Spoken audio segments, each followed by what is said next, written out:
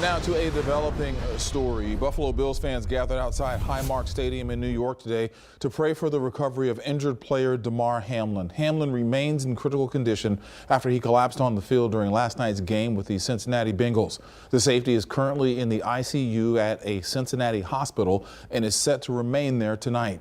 The NFL says the game between the Bengals and Bills will not be made up this weekend and has not set a date for the teams to face each other again.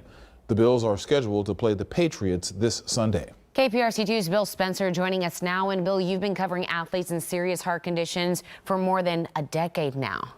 Yeah, exactly, Danielle. Actually, I started out in Detroit. I was working there, and I helped create a huge project with Beaumont Hospital. I worked with the surgeons there to begin testing thousands of student athletes for hidden heart defects you just can't find through a normal sports exam. It turns out over 6 years, we tested tens of thousands of children and teens absolutely free. Now, right here in Houston, we're doing the same thing in partnership with the Cody Stevens Foundation, which is how I met a very special woman today who knows exactly what Damar Hamlin's family is now going through. His hands wide open.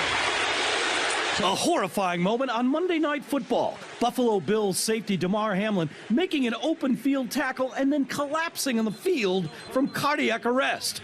It's a moment that Karen Acampora tragically knows all too well.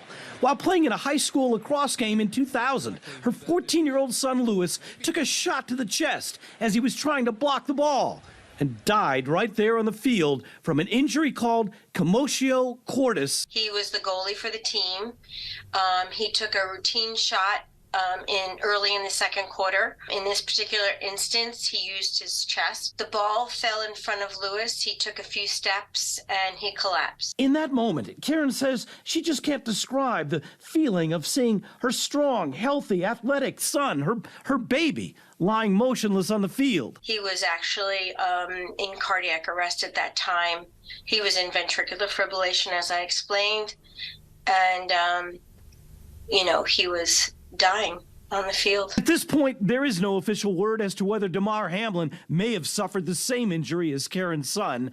Since her son's death, Karen has fought to protect all student athletes from sudden cardiac death, pushing for rules that now make it mandatory for lacrosse players to wear chest protectors and for automatic external defibrillators, or AEDs, to be required on the field at all games. 23,000 children die every year from sudden cardiac arrest, not from commotio cordis, which is a piece of that pie of sudden cardiac death in youth. So that's a lot of kids. And when I asked Karen what every parent should do to protect their own children from this kind of tragedy, she said two things. Get your kids the very best protective equipment out there and push all of the coaches to definitely have an automatic external defibrillator just like this one on the field at all times.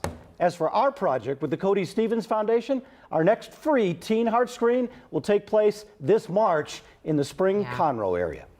Thanks to this, I mean, you've done several of these stories. I took my daughter to do this because she's an athlete. You took her to our screening. Yes, to our screening, yes, because, I mean, it's such a great resource for parents. You don't really think about these tests because they're too young, they're too healthy, just like this. Yeah, and if you went to the doctor or to a hospital to try to get this test, it could cost several $100s, maybe up to $800. We do it free. Yeah, some of this is very rare, but my goodness, you want to be prepared for sure. Yeah.